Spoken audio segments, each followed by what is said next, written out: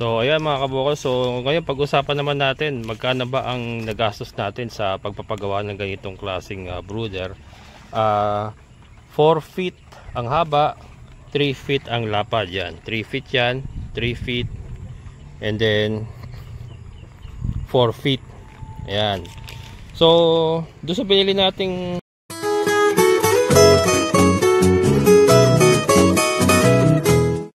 mga kabukal, good morning. Bili tayo ng chicken wire.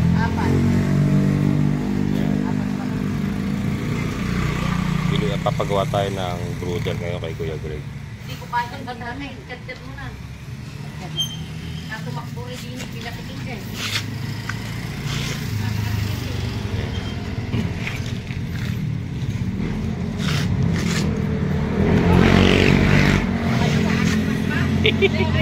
Okay na? Baka umabot tayo sa gitna ng kalsada. Yan, pito na yan. Ayan. Ayan. 190 ang metro ng ganitong klaseng chicken wire mga kabokals. Ayan. Makapal to. Makapal. Hindi tayo gumamit ng plastic kasi nangangat-ngat ng daga yung plastic. So ito. Ako na, ako te. Ayan mga kabokals. So ito, bumili tayo ng 2x2x8. Pinasobra ako na ito yan. 2 pirasong coco lumber. Pinasobra ako. Saka yan, 1 metro. 7 metro. Ito 80 pesos ang isa mga kabokals. Tapos yun 190. Ayan. Pagawa tayo ng 2 brooder para sa ating mga sisiw. Ayan mga kabokals, sinumpisa na ni Kuya Greg. So itong paggagawa natin, 4 feet by 3 feet yung lapad niya. And then yung paa niya kulang 2 feet. Ayan, yung loob niya nasa 2 feet and a half yung pinakaloob niya, yung distance sa sahig hanggang sa may pinakabubong niya. Ayan. And then ito nga ang gagamitin natin, hindi yung plastic. Baka magtatanong kayo bakit ito yung ginamit natin, hindi yung plastic na chicken wire. Ito kasi mga kabukals, makapal to, no? Kapal oh. Si ate nga doon kanina, 'di ba, hindi niya magupit. Ako pa gumupit. Kasi ang iniingatan po natin yung mga predators katulad ng daga, ahas. Baka may bayawak pa, 'di ba? Kasi mga sisiw nga po yung ilalagay natin. So kailangan well protected sila. Kaya ito yung ginamit natin. Chicken wire na alambre na makapal. Kasi as early as siguro kahit bagong pisa, pwede nating ilagay na doon. Lalagyan lang natin ng takip. Yung iba ang ginagawa nila, plywood, diretso, sarado talaga lahat. Kaya lang kasi ako, gusto ko kasi magagamit ko siya hanggang sa maka-1 buwan mahigit yung mga sisiw, magagamit ko pa rin siya. Pagka enclosed talaga yung pinagawa natin, limitado, kailangan natin sila ilipat sa well ventilated pagka lumaki na sila. Ito, diretsuhan na to mga kabukals hanggang sa lumaki na sila. So tabing lang, tatabingan lang natin siya. Madali lang naman tabigan yan pagka bagong pisa. And then pagka umigad na ng 2 to 3 weeks, pwede na nating buksan pa unti-unti yung tabing hanggang sa totally bukas na siya, hanggang sa pwede na silang ilipat sa range area. Ito, abangan nyo mga kabukas kasi ito ang magiging range area natin ng ating mga deca browns. Deca browns saka yung ating mga kabir, shamu. Yan, ito, ininet natin yan. And then yung existing na bubog ni Chloe, ito yung kulungan ni Chloe nung dati. Gagamitin na natin itong shelter nila. Yan. Ayusin natin yan. So ito magagamit pa rin to, magiging shelter nila yan. And then nakapalibot ng net yan. Ayun, pag ganun. Para doon sa mga bibili din mga kabokals, ultima na pagpasok nila dito, makikita na kagad nila yung bibili nila, diba? Kumbaga parang showroom na rin natin. Pagka may bibili, kita na kagad. At saka maganda kasi yan, talagang nasisikatan sila ng araw para iwas din sa sakit. Mas maganda yung mas expose yung manok sa araw, and then meron na silang silungan na ganyan para hindi sila masyadong sakitin.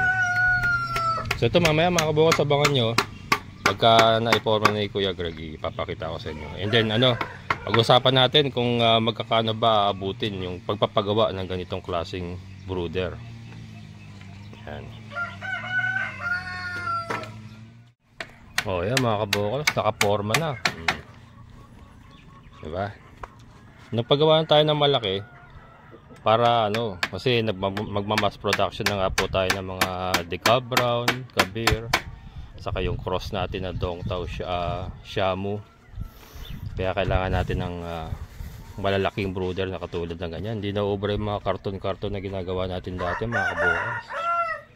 So ito, mamumuhunan tayo konti. Siyempre para maging maganda yung ating production. Yan. Ang unang plano ko dito sa taas yung pinto, kaya lang mahirap pala. Dito na lang. Yan tayo magpipinto mga kabokals. Nantitibay pa yan. Ano pa lang naman na pinoporma pa lang naman. Ayan.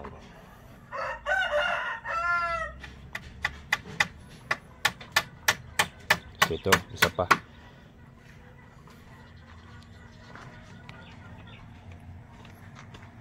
So ito siguro mga 100 pirasong sisiw. Kaya nating i-brood dito. 100 piraso.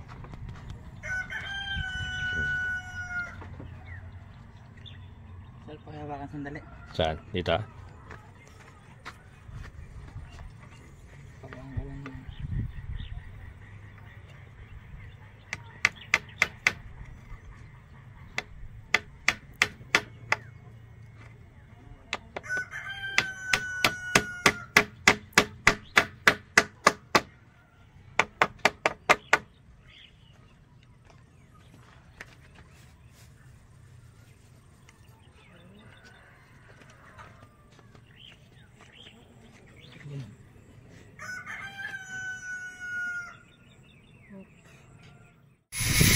Mga kabokals, so sa tigas niya kailangan gamitan ng grinder. Mahirap kasi guntingin. Kanina kasi ate nahirapan doon sa audio. Iba kasi yan yung makapal na klaseng chicken wire po yung binili natin.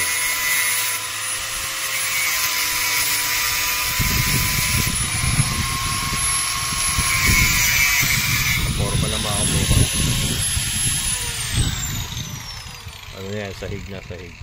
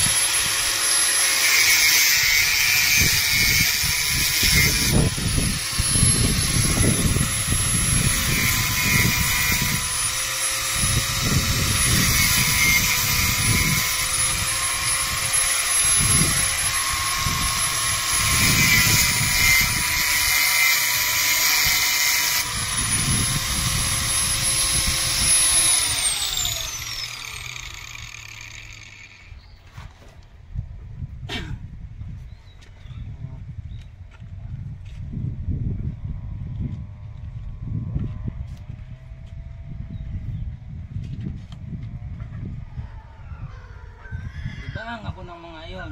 May tao yung pangin.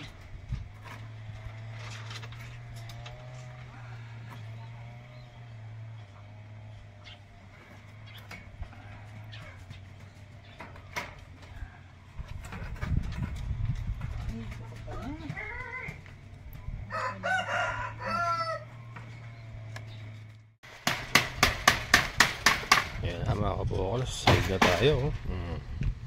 Tapos ninipitan yung Kuya Greg ng kawayan.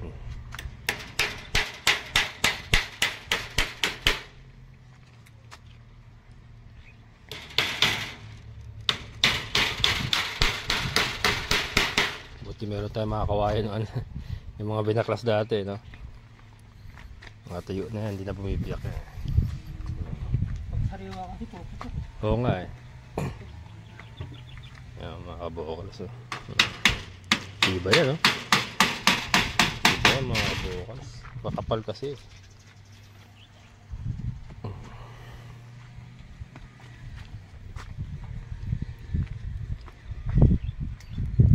para safety yung ating mga sisiw.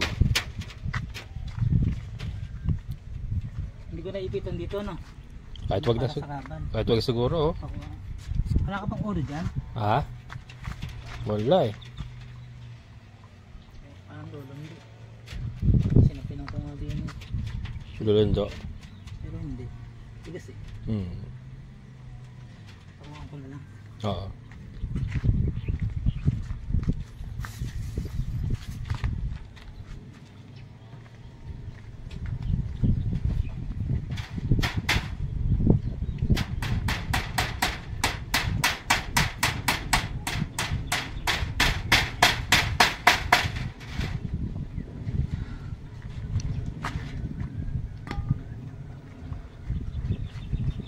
Pinto. Dito eh. Oo. Ito tayo pinto.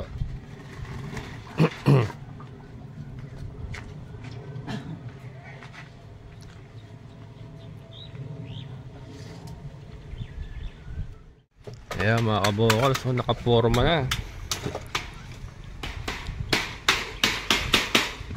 Tigas na. Ano to, extra ano eh, Sabi ko extra thick. akala ko yung pang ano lang Patin, pagkaya oo. dahan ba, mas makapal Yung kaya lang ng gunting yan eh, hindi kaya yan eh. may makapal pa pala no. Oo. Itong kapal to yun. 190 ang isang ano, Metro. metro.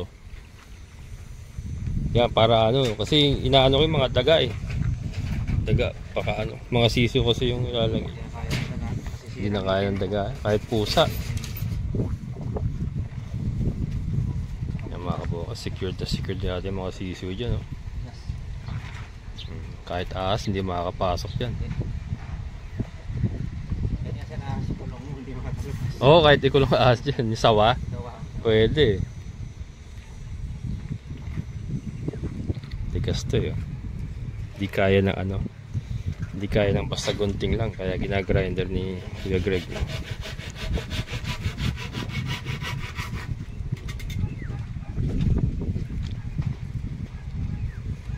Tapos nakaipit ng kawayan. Ayos. Nagamit natin yung mga kawayan natin ano. Na ano, pinalitan doon ano. Pakpas doon no. Galing yan doon sa kambingan eh. Ganda na, tuyo na eh. Kahit yung mga ano, yung mga umurong, tigas na rin oh. Siya, pintuan natin sa gitna. Ayos. Sakto-sakto lang pala kuya, yung laki. Okay na ilaki na yan. Oh, sakto-sakto lang yan. Pero mabigat na yan. Ha? Mabigat. Oh, bigat na yan. Panggalong tao. Puro ko kulamber eh. Pero kung Jimmy na yan. Oo, magang lang yun eh.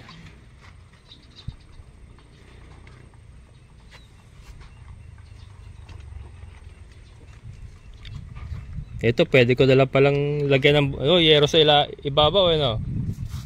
Kahit yero na lang, patong, no? Pwede.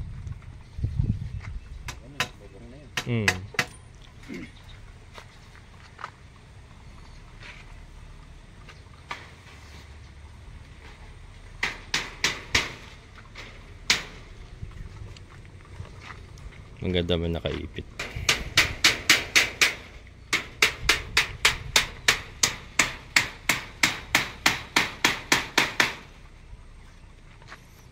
Tapos yung ating silong, ayan, naka-elevate siya sa lupa.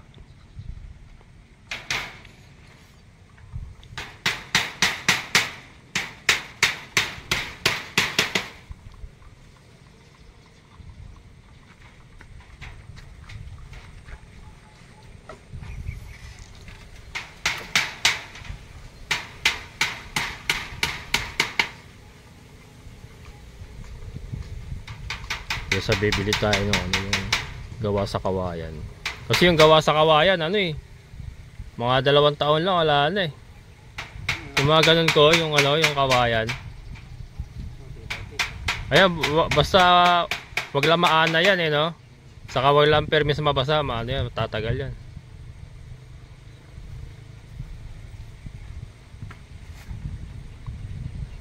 Papatong natin sa bato, mga kabokals, para hindi siya akita ng anay. Tapos pwede rin pahiran ng langis, use oil. Ayan. matagal yan. Kaysa bumili tayo ng ano, binibili natin dati na gawa sa kawayan, sandali lang. 2 taon lang, ala na.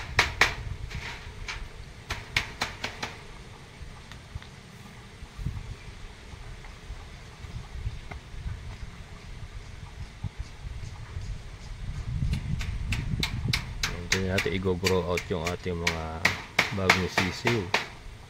Pagka naka 1 week na sila sa karton, yan, medyo matibay-tibay na. Lilipat ko dyan, pero babalutan natin ng sako yan paikot. May balot na sako. Tapos lagyan ko na lang ng yero. May mga yero pa naman tayo dyan, yero. Tapos basta may ilaw lang sila pampainit. Yan, 50 watts. Yung sahig kahit wala na, kasi malakas na sila magpupo eh. Pag 1 week malakas na magpupo yan. Kaya sakto yung ilalim, wala na sa pin. Basta yung paligid lang hanggang sa baba naka palibot na sako para yung hangin hindi pumasok. Yan, nilipat na natin. Naka 3 days na yung sisiw natin, mga 4 days pa lipat sila dyan.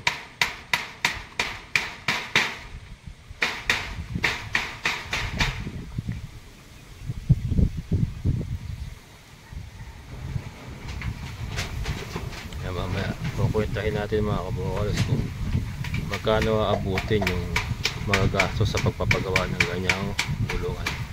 Yan po ay 4 Pero may alambre ka dyan.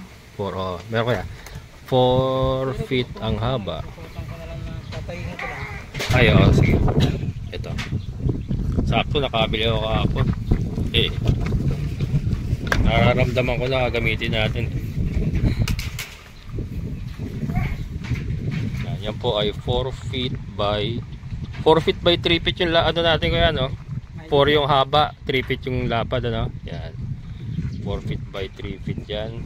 Tapos ang taas mula sa sahig hanggang dito ay 2.5 feet. And then yung sa paa kulang 2 feet. Yan.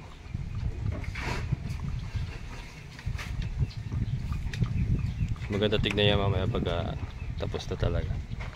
May pintuan na. Yan.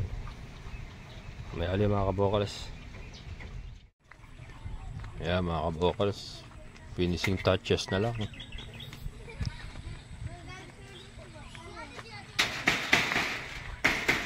Natin pintuan.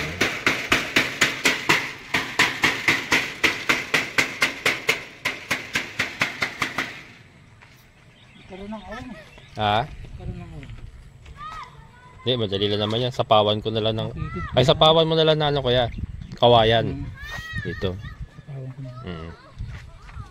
Lalagyan pa kawayan to, no? Itong ano, screen. Oo, lalagyan niya. Ayan. Yeah, mga kabokals, oh. Ayos.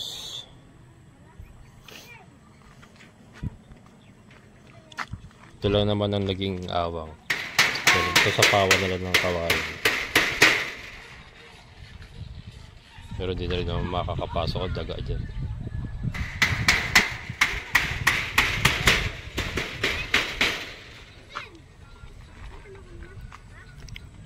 Yung may natira pang konting ano, screen.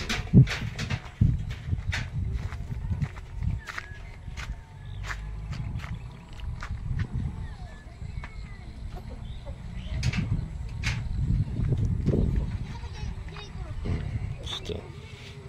Tibay mga kabokals. Ganda yung ganitong screen mga kabokals. So kung papagawa kayo ng ano, ng kulungan ng manok, maganda yung ganito, yung makapal na ano, yung makapal na alambre screen. Tibay kasi yan. Ito kasi hindi nangangat-ngat ng daga yan. Yung plastic kasi nangangat-ngat nila yun eh.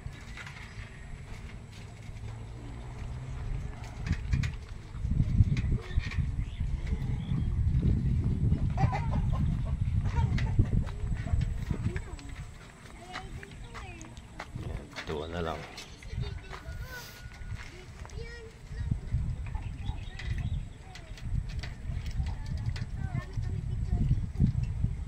Ayan mga kabukals, sa mga nakakuha ng lottery rito sa ano Barangay Tukod, San Rafael, Bulacan, no? Si Kuya Greg, hindi lang pambako dyan, pangkulungan pa ng manok. Gumagawa rin sila ng kubo. Ayan. Ganda ng pagkakabukal. So, Sir Art, pag gusto mong pagawa ng kulungan kay Kuya Greg, kulungan ng mga manok mo. Yan, si Sir Art, yung isa rin natin subscriber, tabi ni Sir Andrew. Mag-aalaga rin siya ng manok, ng Peking duck. Yan. Ito sir, ang ganda ng magandang brooder rin ganito. May ganito ka doon.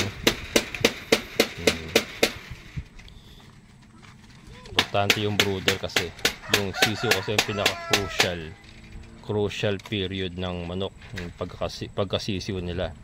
Kaya importante meron silang ganyan para mapalakas muna natin sila bago sila ma-release sa labas. Yan. Importante naka-elevate din kasi para yung amoy ng pupo nila hindi nila basta-basta maamoy. Pero syempre alaga din sa linis yung ilalim, permis na wawalisin o kaya tatambakan ng kusot. Yan, ganyan.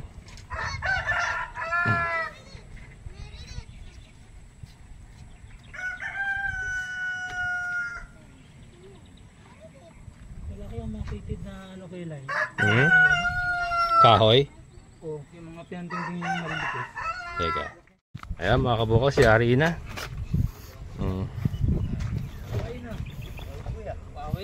Lagyan na lang natin ng hawakan. Ayan mga kabukals.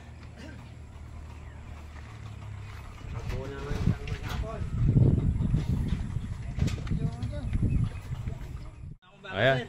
Kuya, 750. Thank you. Ayan mga kabukals, so nakayari na naman tayo ng kulungan. Sa ano kuya? Unahin mo muna sila. Tapos sabihan mo kung pagka libre ka na.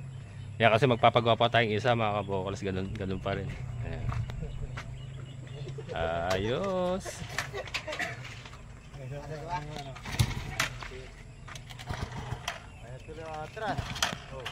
Oh, kaya naman.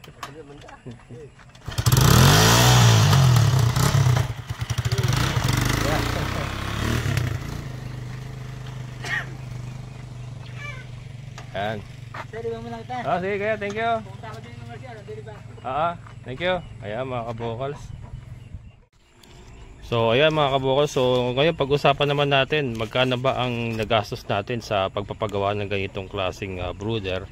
4 feet ang haba, 3 feet ang lapad. Yan, 3 feet yan, 3 feet, and then 4 feet. Ayan. So doon sa binili nating 12 pirasong kukulamber kanina na 8 ang haba, 2x2x8, ay may natira pang dalawa sa kakapiraso ito. Kapiraso. Ayan ha. And then sa screen na binili natin na 7 metro ay may natira pa ito. Yan, ito yung magagamit pa natin dito. Dadagdagan na lang natin para sa pangalawa natin ipagagawa. Ayan. And then may bisagra tayo. Ayan. So recap natin mga kabukals. Yung ating kahoy na 2x2x8, 80 pesos ang isa. 80 pesos ang isa niyan. So 12 ang binili natin na ganyan. And then yung yung itong chicken wire na makapal, 190 ang metro. Bumili tayo ng 7 metro. Yan, sa 190 ang metro. And then bumili tayo ng bisagra. Yan. Ang isang piraso niyan ay 90 pesos. Ang isang pares ay 90 pesos. Ano pa ba binili natin? Wala na, yung alambre kanina. Kapiraso lang naman eh. Dati naman yung alambre natin na yun, so hindi na natin sasama kasi ito lang naman ang pinagamitan sa kanya. Hindi naman siya para doon talaga, para diyan talaga. Ayan, so ito mga kawakawayan naman na ito mga kabukals, mga dati na natin ito eh. Mga binaklas po yun sa dating kambingan. So ang labor 750 mga kabokal. 750 ang isang araw ni Kuya Greg. Sa kanya na ang tanghalian, akin lang ang merienda. Ayan, so ito ang nagastos natin sa kahoy, bisagra, pako pa pala. Pako, 1 kilong D3, 1 kilong D2. Yan, ang pako natin. So, pag tinotal po natin yung kahoy, pako, saka yung bisagra, bisagra ba tawag ito? Bisagra, 1,190. And then yung ating chicken wire na 7 metro sa 190 ang 1 metro, 1,330 plus yung labor ni Kuya Greg, 750. Yan, 750. So, gumastos tayo ng 3,270 sa ganitong kulungan or brooder mga kabokals. Brooder, diba? Ganda na rin di ba? At least ay ngayon masisecure natin yung ating mga sisiw. Ayan. Masisecure natin yung ating mga sisiw. Maganda kasi yung mga ipit-ipit, talagang hindi makakapasok ang mga predator, daga, pusa, ahas. Hindi sila mapapasok diyan. Talagang sinsin na sinsin yun, pati ibabaw. So ito ay lang, papatungan lang natin ng yero o kaya po pwede nating ilagay doon. Madali lang yan. Tapos lalagyan na lang natin ng ilaw. Ayan mga kabokals. So sana pinakakuha kayo ng idea kung magkano po abutin yung pagpapagawa ng ganitong kalaking brooding cage. Ayan, so abangan nyo po.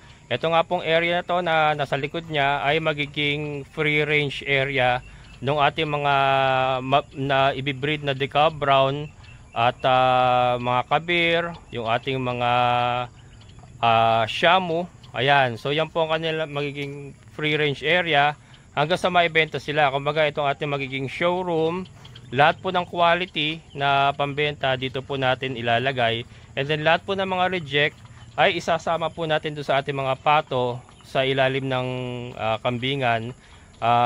Reject means pang sariling gamit natin. Let's say yung mga mabansot, yung may mga problema sa paa na hindi natin po pwedeng ibenta, doon po sila lahat. Pero lahat po ng quality ay dito po sa area na to. Lilinisin po natin yan, yung mga tambak-tambak na yan, lilinisin ko yan, igagrass cutter natin yan, and then papalibutan natin yung net. Marami pa tayong net dyan.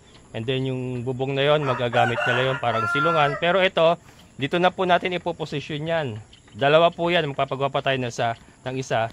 Diyan na po ipoposisyon yan para pagka malaki na sila, pwede silang i-release, ay bubuksan lang natin yung pinto. Diretso na sila doon sa labas. And then, kung gusto pa nilang pumasok sa loob, ay meron pa rin silang access sa kanilang kulungan. Pero yan, ang plano ko dito na yung i-posisyon, bububungan na lang natin. Maglalagay tayo ng bubong para sa kanya. Yan, so abangan nyo mga kabokals. Malapit na doon po sa mga nagtatanong ng mga sisiw ng decal brown at ng mga shamu, ng mga crosses natin na dongtao, shamu at kabir. Malapit na po mga kabokals. Ito na, umpisa na po, unti-unti na po nating inaayos yung ating mga facility para po tayo ay makapag full blast na po sa ating chicken business. Yun nga po, primarily yung pagpuproduce natin ng mga decal brown cross Rhode Island. Number 1 po yan, isa po yan sa magiging leading na product natin dito sa ating backyard farm. Ayan, so maraming salamat sa lahat ng mga solid kabokas at mga silent viewers, syempre sa ating kaibigan po, Sir Boyet. Sir, thank you so much. So muli ito ang inyong kabokas farmer, nagsasabing sabay-sabay tayong mangarap, magsikap, at higit sa lahat ay kumilos at siguradong ulad ng ating amazing na buhay. Bye-bye!